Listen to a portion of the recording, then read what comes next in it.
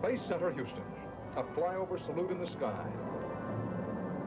A hug for a newly fatherless child.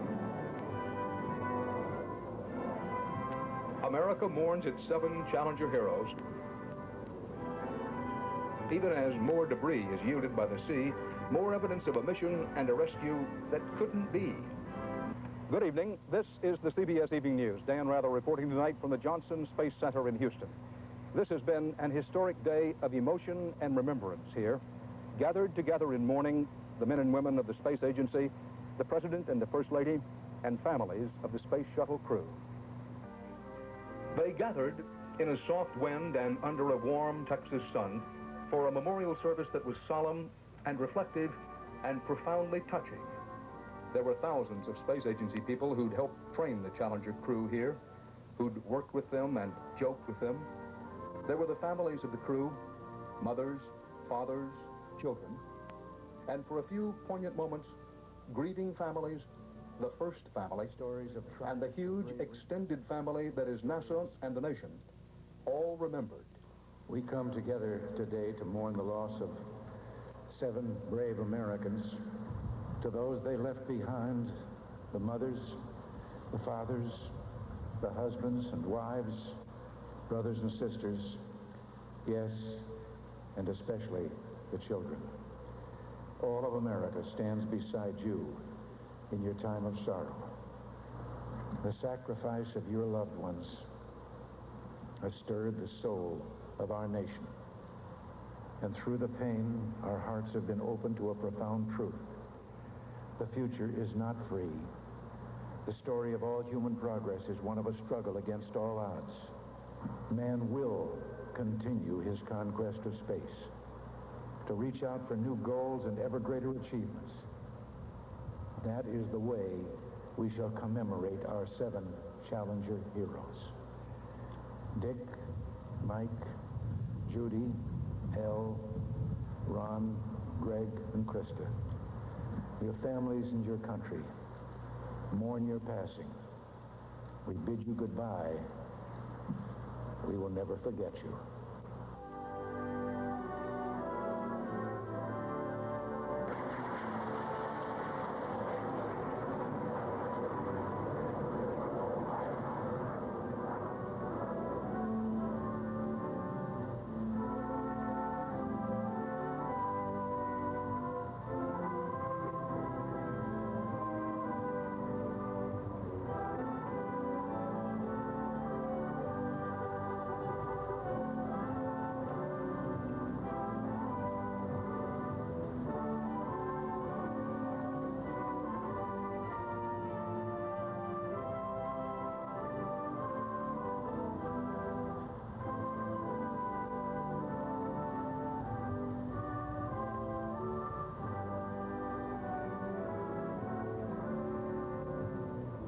As it ended, many of the space agency workers in the crowd who dreamed and reached for the stars for so long, reached to console each other. And all day long, the flowers arrived here, from around the country, from so many others, remembering. Tonight, the flowers are still coming. Here on the grounds and in the hangars of the Space Center, there are mock-ups of the flowers of the shuttle fleet for illustration, for practice, to get ready for real. And they are important for understanding what happened to Challenger. Within minutes of today's memorial, members of the disaster investigating team held a formal meeting, getting right back to the task at hand. Off the Florida coast, more new evidence was being pulled from the sea. Still more was being detected, but so far unreachable beneath the waves. Bruce Hall has the latest on the search. Recovery boats are continuing to find vital pieces of wreckage, some of them from Challenger's important cockpit section, floating on the surface more than 30 miles off the coast of Daytona Beach. It looks to me like it might be the piece of the shuttle right underneath the windshield. As wreckage is spotted by helicopters, smoke bombs are being dropped to mark the spots. Small boats move in and pick up the debris.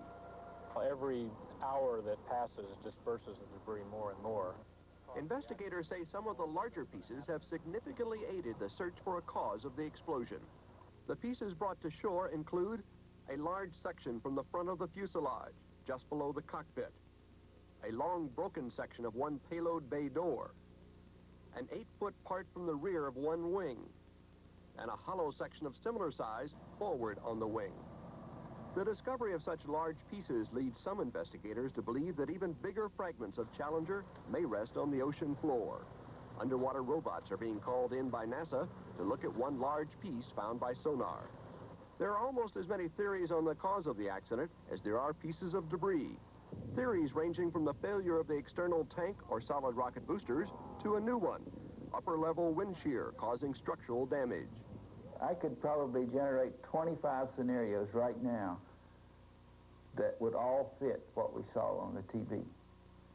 And all of them have to be investigated. One TV image today, a section of debris recovered that was designed to guide recovery teams in saving the astronauts during an emergency on land or sea. Bruce Hall, CBS News at the Kennedy Space Center. It's ironic that this is the largest piece of wreckage found so far. It's a piece of equipment designed to blow open an escape hatch to rescue the 4 people on the flight deck in an emergency. You can see how small the piece is next to the Challenger itself. It's a tiny part of a huge and complicated puzzle that investigators are trying to piece together. Here in the simulator, where the astronauts trained, you can see that same piece of wreckage from the inside. Here on the mid-deck of the Challenger, below the flight deck, the mid-deck, where Gregory Jarvis sat here, schoolteacher Krista McAuliffe there, and over there, mission specialist Ellison Onozuka. We'll have more later in the broadcast on the National Memorial Service from Houston. But first, the rest of the day's news after this.